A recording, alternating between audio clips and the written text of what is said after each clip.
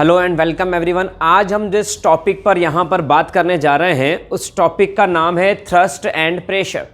Thrust और pressure की अगर हम बात करें तो ये डिटेल इंपॉर्टेंट टॉपिक है, ये डिटेल में हम डिस्कस करने वाले हैं इस टॉपिक को। ये बहुत इंपॉर्टेंट टॉपिक है एग्जाम के पॉइंट ऑफ व्यू से भी और साइंस को समझने के पॉइंट ऑफ व्यू से भी ये टॉपिक एक मोस्ट इंपॉर्टेंट टॉपिक है। थ्रस्ट जो होता है वो अपवर्ड फोर्स होता है और प्रेशर जो होता है वो thrust that is force per unit area होता है।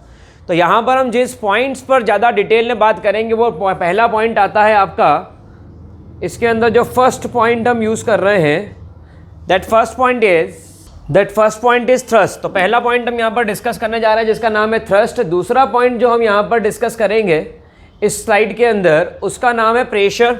और थर्ड पॉइंट जिस पर हम बात करने जा रहे हैं वो यूनिट ऑफ प्रेशर। तो थ्रस्ट, प्रेशर और यूनिट ऑफ प्रेशर तीन इंपॉर्टेंट टॉपिक्स है जिन पर आज मैं यहाँ पर डिस्कस करने वाला हूँ। चौथा टॉपिक जो यहाँ पर आ रहा है जिसके ऊपर मैं एप्लीकेशन कोई बात करूँगा वो है हाउस सरफेस एरिया। इसको मैं एमपी मार्क करता हूँ क्योंकि ये एक इंपॉर्टेंट टॉपिक है। ये मेरे वीडियो सीरीज़ के अंदर आप देखेंगे, अलग अलग लेक्चर्स के अंदर ये पूरा कंटेंट आपको मिलेगा। तो अगर आपने इस चैनल को अभी तक सब्सक्राइब करके बेल आइकन को क्लिक नहीं किया है तो कर दीजिए, क्योंकि इस टाइप के वीडियोस आपको इसके अंदर मिलते रहेंगे इस चैनल पर जो आपके लिए बड़े बेनिफिशियल होने वाले हैं। नेक्स्ट टॉपिक है how surface area in contact effect pressure. Surface area in contact pressure पर कैसे इफेक्ट डालता है, ये अपना चौथा पॉइंट होगा। इसके ऊपर काफ़ी क्वेश्चंस बनते हैं जो मैं या तो इस वीडियो में या फिर नेक्स्ट वीडियो में लेने वाला हूँ। चलिए, सबसे पहले हम बात कर रहे हैं जिस टॉपिक की उसका नाम है थ्रस्ट। अगर हम थ्रस्ट की बात करें तो यहाँ पर आपको दिख रही होंगी बहुत सारी पिन्स लगी हुई कुछ इस तरीके से। इन पिन को आप क्या करते हैं, बोर्ड पर, नोटिस बोर्ड आप सभी ने देखा होगा, अपने अपने स्कूल में लगा रहता है। इन पिन को आपने क्या करा, नोटिस बोर्ड पर पुश किया तो वो पिन, क्योंकि एरिया ऑफ कॉन्टैक्ट कम था, पतली से रहती है, तो वो बोर्ड के अंदर चली गई। अगर आप इसको पुश करते हैं to fix a paper one has to press drawing pin with our thumb. यही करते हैं सभी, ड्राइंग पिन से थंब से इसको प्रेस करते हैं और उसके कारण क्या दिखता है आपको, उसके कारण वो पिन अंदर चली जाती है। तो ये वाला एक एग्जांपल है जिसके थ्रू आगे मैं एक टॉपिक उठा रहा हूं, ध्यान सुनिएगा। यहां पर देखिए आप, यहां पर आपको एक बोर्ड दिख रहा है, ठीक है, यहां पर आपको एक बोर्ड दिख रहा है, ठीक है। ये एक बोर्ड है जो कि एक सॉफ्ट बोर्ड है जिसके अंदर अगर नेल कील लगाना चाहें तो बड़ी आसानी से लग जाएगी। और आपने क्या करा, इस बोर्ड के अंदर ये देखिए, एक नेल को आपने इस तरीके से रखा है और दूसरी नेल को आपने इस तरीके से रख के पुश किया है। अब आप क्या करने जा रहे हैं, ध्यान समझिएगा। ये देखिए आप इसके अंदर, ये आप इसको इंक्लाइंड कर रहे हैं, ये देखिए इंक्लाइंड कर रहे हैं, ये देखिए इंक्लाइंड कर रहे हैं। तो जैसे आप इंक्लाइंड कर रहे हैं तो ये फोर्स कैसा लग रहा है, यहाँ पर जो फोर्स है वो फोर्स इंक्लाइंड फोर्स हो गया। वो फोर्स किस तरीके का फोर्स हो गया यहाँ पर, that force is inclined force. ये फोर्स इंक्लाइंड हो गया यहाँ पर।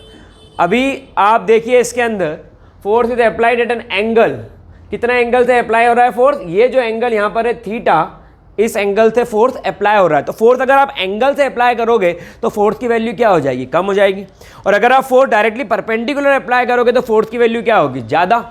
तो यहाँ पर आप समझ सकते हो इस बात को। अगर आप 11th पढ़ चुके हो या पढ़ रहे हो, 10th पास आउट हो, या अगर आप 9th में भी हो, तो आप ये समझ सकते हो कि सीधा धक्का लगाऊंगा तो ज़्यादा जोर से धक्का लगेगा और इंक्लाइंड करके धक्का लगाऊंगा तो धक्के का पावर थोड़ा कम हो जाएगा, ठीक है। अब अगर अपन इससे भी आगे बात करें इसके अंदर, तो यहाँ पर difficult to push the pin inside the board, क्योंकि फोर्स की वैल्यू यहाँ पर कम हो गई है।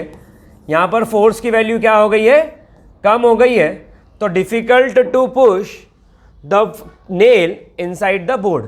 और दूसरी तरफ यहाँ पर देखिए, अप्लाई फोर्स वर्टिकली डाउनवर्ड। कैसा लग रहा है फोर्स, वर्टिकली डाउनवर्ड, बिल्कुल सीधा नीचे की तरफ लग रहा है, विदाउट टिल्टिंग द पिन।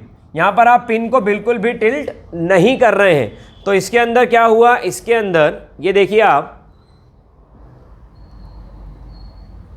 ये देखिए आप, नेल अंदर जा रही है, दिख रहा है सभी को, फिर दिखाता हूँ। ये देखिए, ये नेल अंदर चली गई। तो यहाँ पर easily move inside the board, यहाँ पर आपको दिखा नेल। और इसी के अंदर यहाँ पर अगर आप देखेंगे तो ये वाला जो फोर्स है वो कैसा लग रहा है, स्ट्रेट परपेंडिकुलर। और ये वाला फोर्स इंक्लाइन था इसलिए ये नहीं हो पाया। Force is applied perpendicular. Force कैसा लग रहा है इसके अंदर, फोर्स इज अप्लाइड परपेंडिकुलर। और क्योंकि परपेंडिकुलर फोर्स है, क्योंकि ये फोर्स परपेंडिकुलर लग रहा था तो ये थ्रस्ट परपेंडिकुलर फोर्स था तो ये नेल आपकी सीधे अंदर चली गई, ठीक है। The force acting on the object perpendicular surface is called thrust force. तो ये जो थ्रस्ट फोर्स है वो किसे कहते हैं? The force acting on an object, the force acting on an object perpendicular to surface. ये वाला कलर दिखेगा नहीं, let me change the colour. इसे क्या कहेंगे आप? इसे कहेंगे आप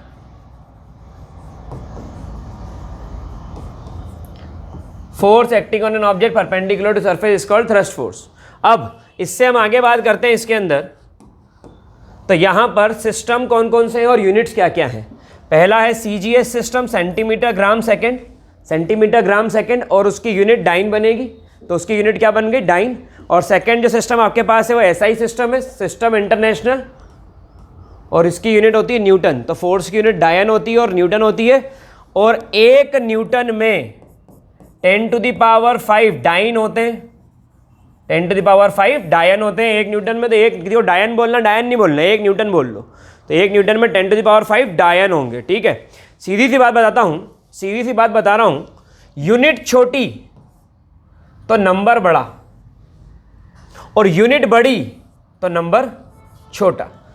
ये बात ध्यान रखोगे तो आगे तक दिक्कत नहीं आएगी। तो न्यूटन यूनिट बड़ी तो उसके आगे लिखा हुआ नंबर 1 छोटा है, डाइन यूनिट छोटी है तो उसके आगे लिखा हुआ 10⁵ नंबर बड़ा है, ठीक है। आगे बात करते हैं इसके बाद। ये भाई साहब कुछ क्या सुनाने आए हैं, कहानी किस्सा क्या है भैया, ये आ गए। और ये भाई साहब बोल रहे हैं कि let's understand pressure with the help of example. मतलब ये भाई साहब ये बता रहे हैं कि प्रेशर को एग्जाम्पल के थ्रू आप कैसे समझ सकते हो। Let's check. यहाँ पर देखिए वापस से वही बोर्ड उठा के ले आए ये भाई साहब, और इन भाई साहब ने क्या करा कि अपने को बताने के लिए बताया कि consider the pin kept vertically with the tip touching the surface of board।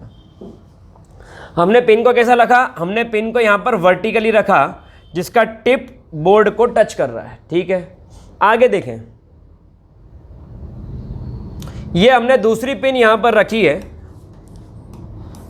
इसको मैं रिमूव कर देता हूँ। चलिए, ये मैंने दूसरी पिन यहाँ पर रखी है, और इस पिन को कैसा रखा गया है? इस पिन को इस सरफेस पर हॉरिजॉन्टल रखा गया। सभी को दिख रही होंगी 2 पिन रखी हुई। समझिएगा बात को। With the same amount of perpendicular force. तो पहली बात इसने क्या कर दी है काम की?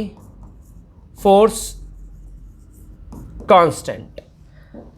फिर दूसरी बात, ये फोर्स अप्लाई हो रहा है, सभी को दिख रहा है फोर्स अप्लाई होता हुआ ये फोर्स अप्लाई हो रहा है, ये फोर्स अप्लाई हो रहा है, तो ये किधर की तरफ जा रहा है? परपेंडिकुलर, और ये इसके हॉरिजॉन्टल सरफेस पे। अब जैसे ही आपने इस फोर्स को लगाया, here area of contact with the board is smaller. इस केस में क्या आ रहा है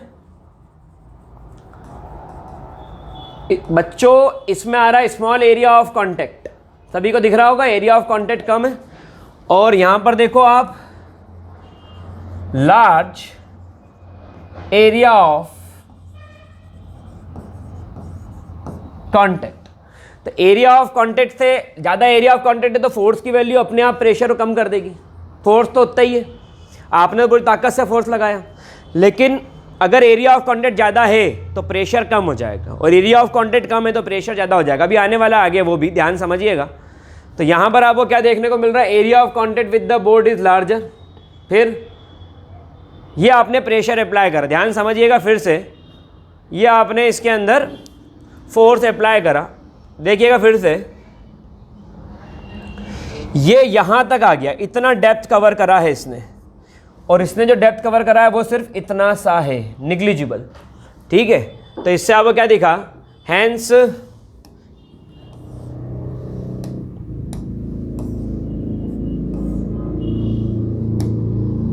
ये देखिए, pin at point A moves deeper than point B. A point पर जो पिन है वो ज़्यादा डेप्थ में गई एज कंपेयर टू पिन जो पॉइंट बी पर है।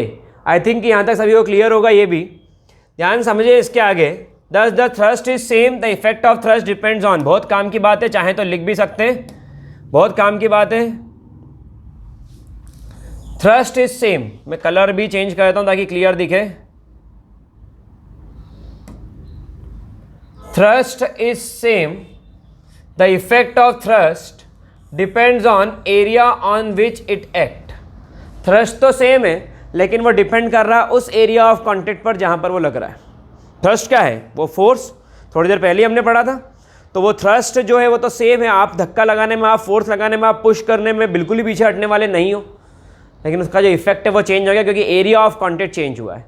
ठीक है, इसी को अगर हम आगे देखें तो एक फॉर्मूला बहुत अच्छा आपके सामने आ रहा है, वो फॉर्मूला है थ्रस्ट पर यूनिट एरिया। अब पर यूनिट एरिया कितना, 1 मीटर स्क्वायर, इसे कहते हैं प्रेशर। तो pressure is defined as thrust per unit cross sectional area.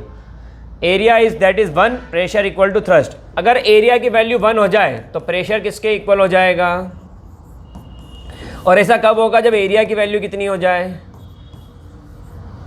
ठीक है, तो ये इस तरीके से होगा। इसका मैं एग्जांपल देता हूं। फोर्स मेरा है 50 न्यूटन, एरिया 1 मीटर स्क्वायर, एक और बार ले लिया 2 metre square. Pressure force per unit 50/1, तो प्रेशर कितना हो गया 50 न्यूटन पर मीटर स्क्वायर। वैल्यू पुट करी और यहां पर देखो अब मैंने एरिया डबल कर दिया,